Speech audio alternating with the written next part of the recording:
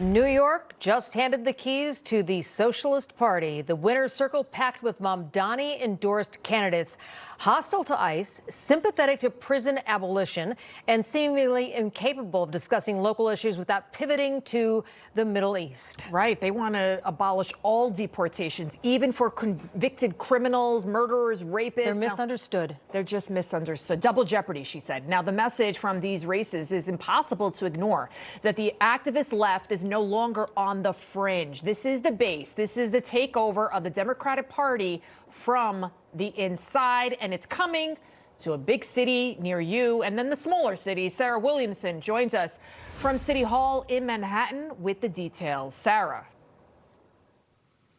Ladies, the far-left sweep of the Democratic primaries just shows how powerful the Mamdani effect really is in New York politics. Now, Congressman Dan Goldman was ousted last night by former city comptroller Brad Lander, who got over 65% of the votes. The race becoming a referendum on ideology, identity politics, and the latest progressive cause du jour. Democrats are painfully divided by our differences over the U.S. relationship to Israel and Palestine, and we have to face up to it squarely. Our party needs to admit that Joe Biden's Hug Bibi strategy was a catastrophic failure. I believe it made us complicit in genocide. And in Dan Goldman's concession speech, he turned around and said that the political infighting within the Democratic Party shouldn't be where the focus is, and really the fight is against Donald Trump.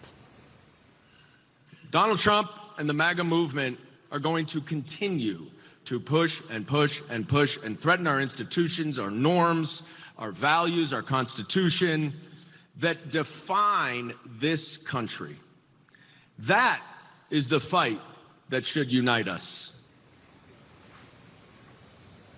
Now, Democratic Socialist Daria-Liza Chevalier ousted another incumbent in Adriano Espaillat, albeit by a thin margin.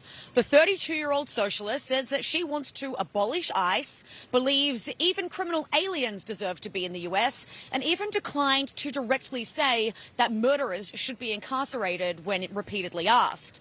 And as she kicked off her victory speech, her crowd kicked off with chants of a free Palestine.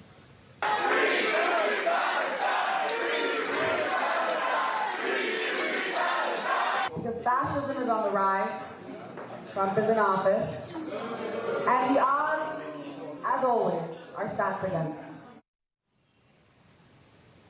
And in another win for the Democratic Socialists is Claire Valdez. She defeated Brooklyn Borough President Antonio Reynoso with 56% of the vote. And now there's concern among Republicans that Mamdani's reach could extend beyond New York. There are many Mamdanis popping up all around the country. It is a dangerous thing. This is not a joke. We're in a fight right now to save the republic. And every American needs to take this seriously. You need to wake up. So, yeah, now the concern is whether Mamdani can have further reach, not by himself, but by the people that he influences and the Democratic Socialists of America as a whole, whether the same love for them is what's being felt in other states of the country, guys.